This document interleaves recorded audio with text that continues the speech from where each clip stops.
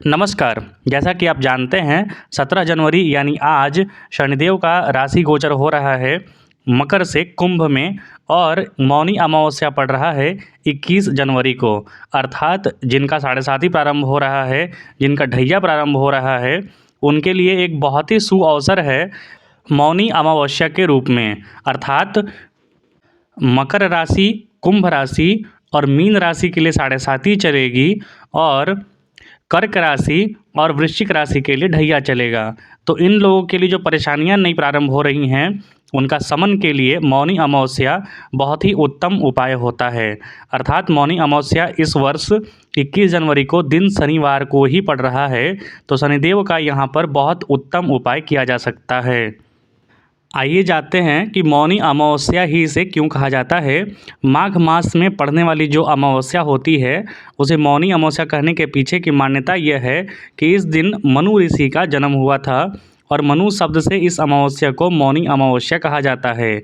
इस दिन जप तप व्रत से, दान पुण्य से बहुत उत्तम फल की प्राप्ति होती है। इस बार यह शनिवार को पड़ रहा है तो शनिदेव की कृपा प्राप्ति के लिए विशेष महत्वपूर्ण हो जाएगा।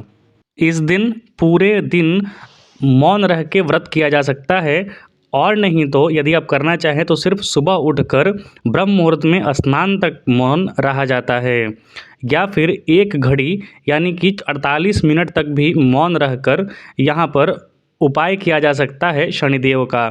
क्योंकि ग्रहों का उपाय जो होता है उसमें एक यह भी उपाय होता है कि उस पार्टिकुलर जो ग्रह होता है जिसकी आप शांति कराना चाहते हैं उसके समय में उसकी एक जो होरा चलती है उसके समय में आप मौन रखकर उनके मंत्रों का जाप करें या फिर उनको ध्यान रखें। चूँकि मौनी अमावस्या 20 तारीख की रात को ही चढ़ जा रहा है, अर्थात 21 जनवरी 2023 को पूरे मतलब सुबह से ही लेकर उदया तिथि से ही लेकर रात्रि तक मौनी अमावस्या रहेगा।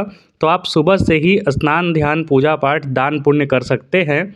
खासकर अच्छा योग भी चलेगा 2:30 बजे तक, दिन के 2:30 बजे तक हर्षण योग चलेगा, तब तक आप ये पुण्य कर सकते हैं।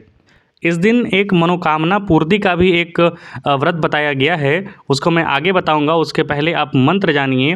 अयोध्या, मथुरा, माया, काशी, कांची, अवंतिका, पुरी, द्वारावतिश्चैव सप्तैता मोक्षदायिका। अर्थात ये जो 7 नगर के नाम हैं इनका नाम लेकर स्नान करने से बहुत मोक्ष की प्राप्ति होती है, उत्तम फल की प्राप्ति होती है। एक और होता है गंगे च यमुनश्चैव गोदावरी सरस्वती नर्मदा सिंधु कावेरी जलेस्मिन् सन्निधिं कुरु। अर्थात इन पावन नदियों का नाम लेकर इनका जल, इन सभी जलों का एक में सन्निधि मतलब कि आप जो भी जल में स्नान कर रहे हैं या फिर नदी में स्नान कर रहे हैं तो उसी में सभी पावन नदियों का हम आह्वान करते हैं कि सभी का पुण्य हमें प्राप्त हो। कुंडली में शनि संबंधी दोष जिनका के साढ़े साती या फिर ढैया चल रहा हो या फिर कुंडली में आपका दशा चल रहा हो तो उनके दोष कष्टों का कारण बन रहा हो तो इस दिन विशेष रूप से शनि संबंधी पूजा उपाय करना चाहिए। पीपल के पेड़ के नीचे सरसों तेल का दिया ज़रूर जलाएं या फिर नदी के किनारे भी जला सकते हैं, समी वृक्ष के नीचे जला सकते हैं और शनि देव के मंत्रों का जाप इस दिन करना चाहिए। इस दिन साफ कपड़े पहनिए, जल में काले तिल डालकर सूर्य देव को अर्घ्य जरूर दें, जैसा कि मैं माघ महात्म्य में बता रहा हूँ। तो काले तिल को जल में डालकर सूर्य देव को अर्घ्य बिल्कुल ही दें। इस दिन आप काले चीज़ों का, काले तिल, काला वस्त्र, काला जूता वगैरह जिसको ज़रूरतमंद को दान दे रहे हैं तो इसका भी अच्छा फल होता है। और इस दिन जैसा कि सुबह 6:17 पर सूर्योदय हो रहा है उस टाइम से लेकर पूरे दिन स्नान ध्यान कर सकते हैं आप। लेकिन विशेष यदि आप करना चाहते हैं तो 8:30 बजे से लेकर 10 बजे के बीच में बहुत अच्छा योग बन रहा है, तो आप ये पूजा पाठ कीजिए। और अब मैं आपको एक टोटका बता रहा हूँ, मतलब कोई भी मनोकामना यदि आज इस दिन मांगना है आपको तो उसका पूर्ण होने का एक उपाय बता रहा हूँ। पौराणिक मान्यताओं के अनुसार इस दिन भगवान विष्णु की पूजा अर्चना करने के बाद पीपल के पेड़ को, जिसमें कि त्रिदेवों का वास माना जाता है, पीपल के पेड़ को जल देकर आप कोई भी मनोकामना पूर्ति के लिए संकल्प लेकर यदि 108 बार परिक्रमा करते हैं आप पीपल के वृक्ष की तो मनोवांछित फल की प्राप्ति होती है और कष्टों का निवारण होता है। तो इस दिन ये उपाय बहुत ही सर्वोत्तम उपाय माना जाता है।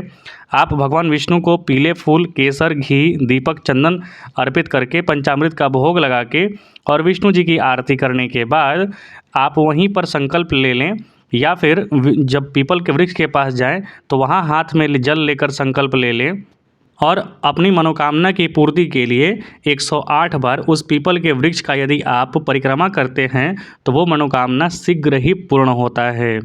तो मौनी अमावस्या का आप लाभ उठाएं और अपनी मनोकामना की पूर्ति करें। कृपया चैनल को लाइक शेयर सब्सक्राइब जरूर करें और कुछ त्रुटि हो तो भी आप कमेंट बॉक्स में लिख सकते हैं। कुछ पूछना हो तब भी आप कमेंट बॉक्स में लिख सकते हैं। देखने के लिए बहुत बहुत धन्यवाद। जय हिंद।